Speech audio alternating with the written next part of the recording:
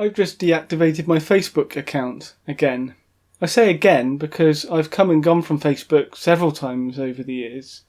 I first left Facebook sometime in 2008, and it's because somebody I worked with that I didn't like really wanted to add me as a friend on Facebook and kicked up a really big fuss when I wouldn't add her. So I thought, well, if I wasn't even on Facebook in the first place, I wouldn't be having this problem. And at the time I couldn't see there was much point to it, I wasn't getting much out of it, so I thought, well, my life will just be easier if I just wasn't on Facebook. So after that, I came and went from Facebook several times, as I said, and until nearly 2 years ago, I'd been off Facebook for several years. And the only reason I rejoined Facebook was to use a business-related group, which I don't use anymore.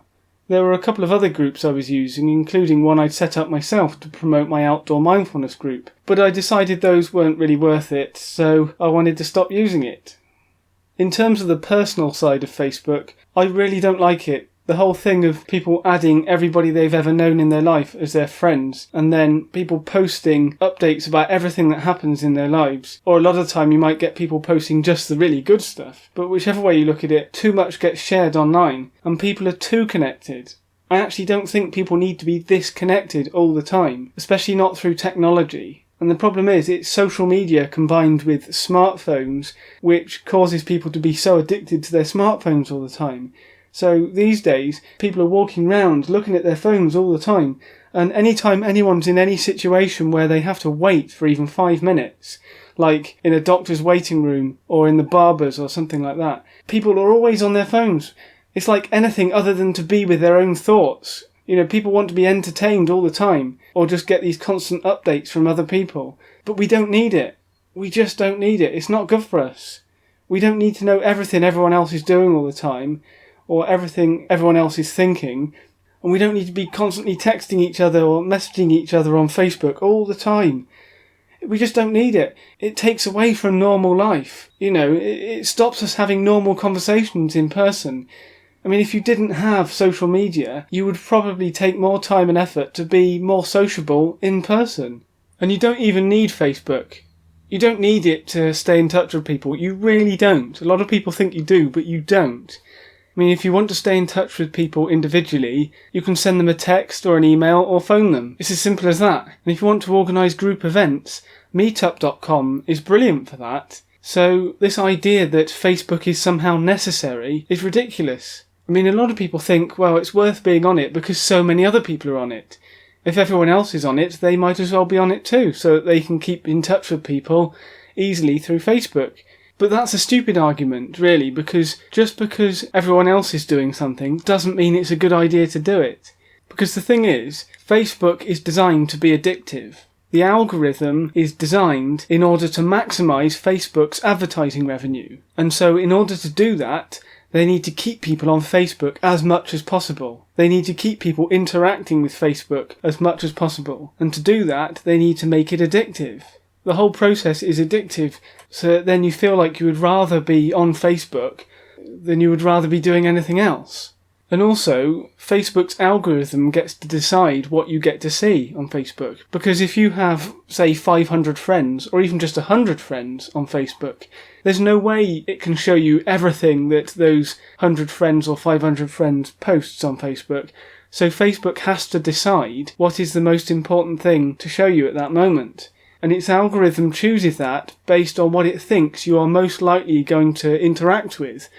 Therefore, whatever is going to keep you on Facebook the most. And the problem with that is often what keeps us on Facebook the most and what we interact with most on Facebook is things that annoy us. So we get shown things that make us want to post ranty comments or react in a way that we're getting all worked up and a bit irate, So that's not really good for our mental health, is it? And if you combine that with the fact that people are often just showing the best parts of their lives on Facebook, there's this whole jealousy thing, so you can get depressed just by seeing all these wonderful things that all your Facebook friends are doing, and you compare that with your real life, and you feel like your own life is not very good in comparison.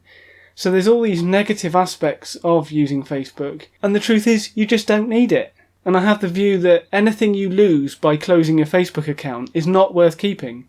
So if you close your Facebook account and there's a whole load of people that you lose touch with, Well, they're not real friends, are they? If they wanted to stay in touch with you, or if they wanted to speak to you, they would. They would call you, or they would visit you, or they would send you a text message or an email. They would contact you if they wanted to contact you. Facebook makes it too easy just to stay connected with people that you don't necessarily care about.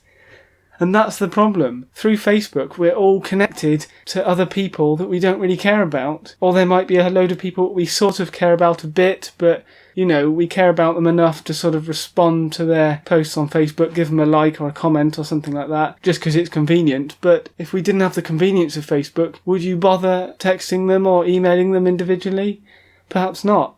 So, my advice is get off Facebook and just contact people in other ways, Meet people in person, use meetup.com to meet groups of people, and text and email and phone people. It's fine. You just don't need Facebook. You really don't. I'm not saying Facebook isn't useful. It's very useful. It's a bit too useful, and that's the problem. It's become too useful so that it's then so embedded into people's lives so that they feel they can't do without it. But they can. You can do without Facebook. You don't need it. And it's about time that more people realise this so that collectively we can walk away from a company that doesn't care about our privacy, that only cares about gathering our data and then keeping us addicted to its platform so that it can show ads to us. That's all it's about. It's not there for us. It's not there for our benefit. The whole social network side of it is just the means to the end. And that end is making Facebook rich, or even richer, than it already is. They gather all this data on us, and then they show us ads, and they get loads of money from that.